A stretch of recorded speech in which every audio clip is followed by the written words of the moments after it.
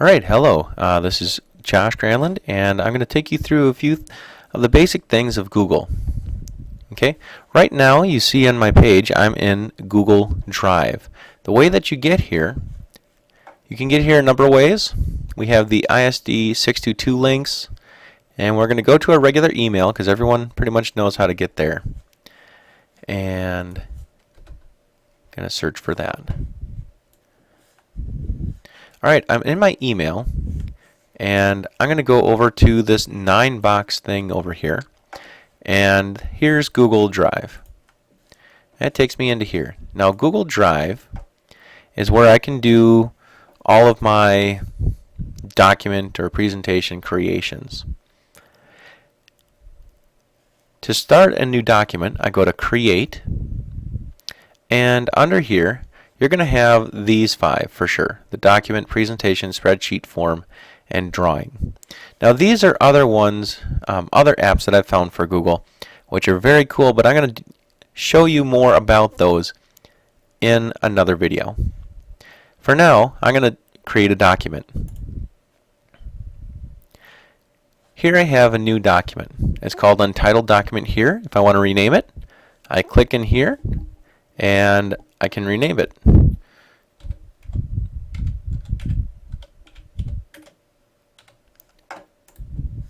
Now it's called Document 1. Now, document inside of Google works very similarly to Word. For the most part, for about 80% of what you're going to do, it's going to function the same. So you can type in here just like you would any other Word document. Hi, this is a training. Isn't this fun? Alright. Now you'll notice that I don't have any save buttons up here, and even if I go to File, it doesn't have any save buttons. That's because in Google Documents, you don't need to save. It's already there. It's in your Google Drive, and it's already saved. So if I do a lot of things and I get rid of it, there's nothing that I can do to accidentally, the computer's not going to accidentally crash and lose my document. So I can do all the same things in here that I did in Word. Now some of the benefits of Google Documents versus Microsoft Word is that Google Documents are shareable. So there's one instance of the document, and then everyone else can use it, or you can share it without creating a bunch of other documents.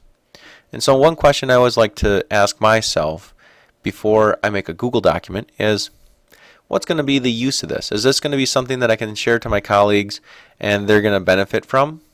Or is this really just something that I need? And usually if it's something that I just need, I'll probably do it in Microsoft Word and just keep it on my own My Documents drive. And that's a perfectly acceptable way to do things. There are a lot of documents that I use with my colleagues where we'll make one instance of it, and then everyone's going to have their own slightly tweaked version. And so I'm going to take you through that process.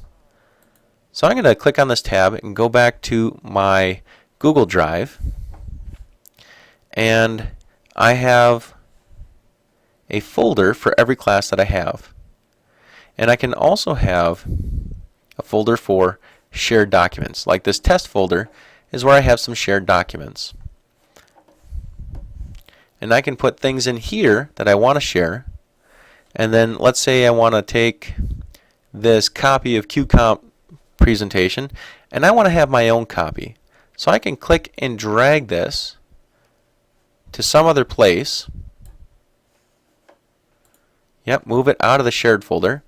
Now it's really just in one of my folders, and it's just for me.